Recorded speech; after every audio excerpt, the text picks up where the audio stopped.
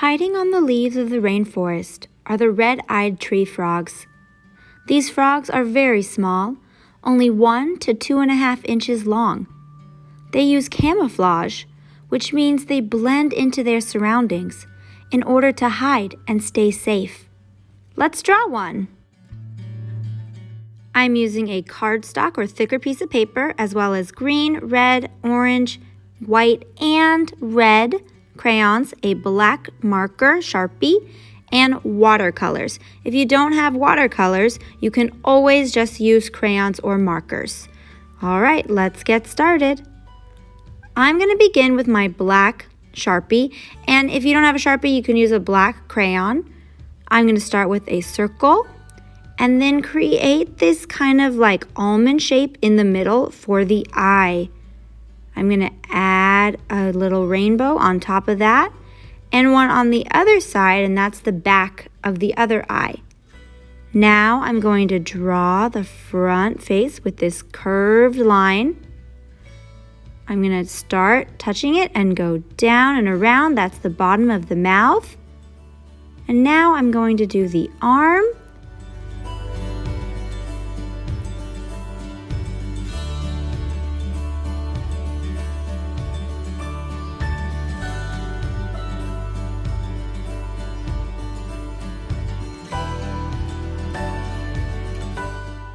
Now the bottom of our tree frog, and on the other side too, I'm going to go around and down into a little point, and make sure you save an opening for the back leg.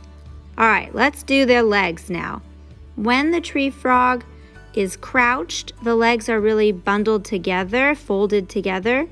So I'm going to draw a line and then a curved line over, and now I'm going to go the opposite way, down and around, touching that first straight line. All I've got to do now is add another half line, and I have my first back leg. Remember, frogs love to jump, and so when the tree frog jumps, that big long leg extends all the way, and that's what makes them so strong and powerful and able to jump so far. Okay, now I'm doing a curved line first on this front leg. And now see where the back of my, the body is? So when I draw this second curved line, I want to do my best to make sure that they touch. If they don't touch perfectly, you can always kind of adjust your picture a little bit. Add a little half line, and then the 4 toes that go on the back legs.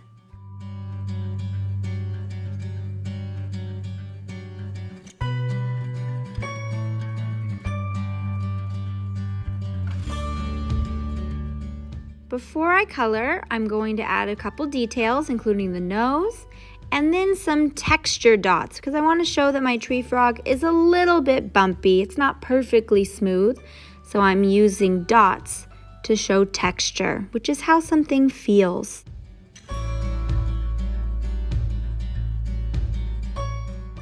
All right, now we need a red crayon, because what would a red-eyed tree frog be without a red eye?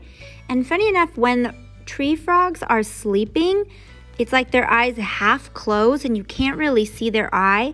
But if they sense a predator or someone who wants to harm them coming, they open up their eyes really fast, and that bright color scares whatever animal is around them or whatever's around them, and it gives them time so that they can jump away, they can escape.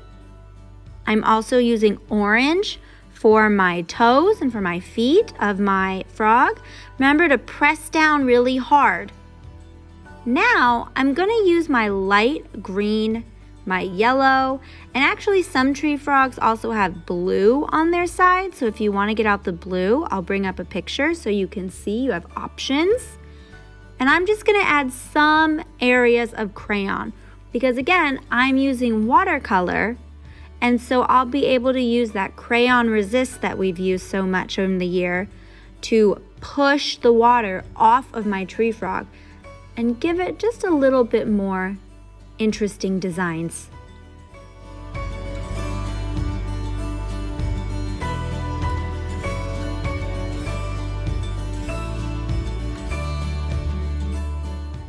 Now for the background.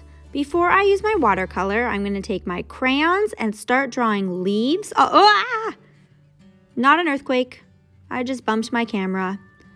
Anyway, I'm going to start drawing leaves under and around my tree frog. Remember, we want to create the illusion of camouflage, which means our tree frog needs to blend into its surroundings. So I'm going to start drawing leaves with my crayons. You can use the dark green, light green, yellow, or even the white you'll see me use in a second. And I just want to create a rainforest background using my crayons, drawing my leaves. Follow along or create your own design.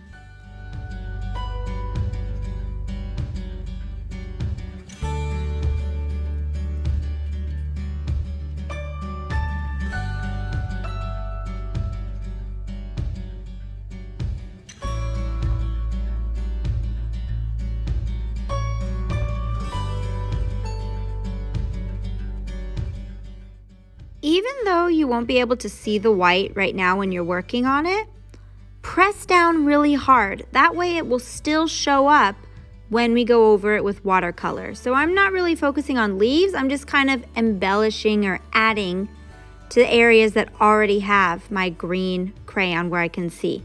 This will just be extra detail.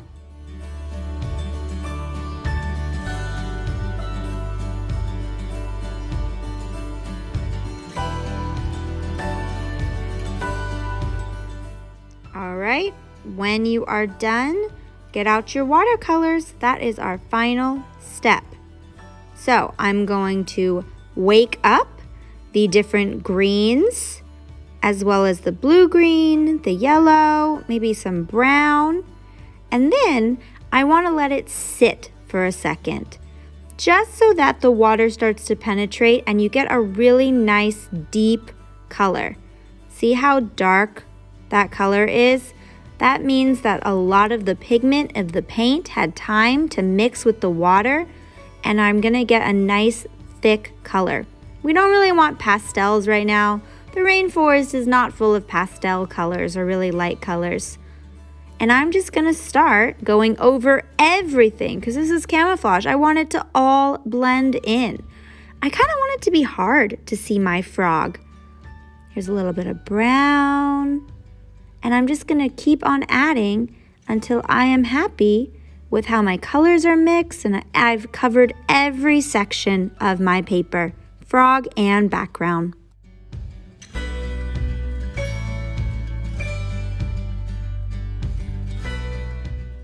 If you want your eyes and your feet to stand out a little more, you can wet it with the water and then take a paper towel and just gently pat it dry. You can kind of pat anywhere you'd like as long as you put enough color on, and it'll still have a really beautiful watercolor blended look. All right, once you've done that and you're happy with it, all you've got to do is let it dry, and ta-da! Your tree frog!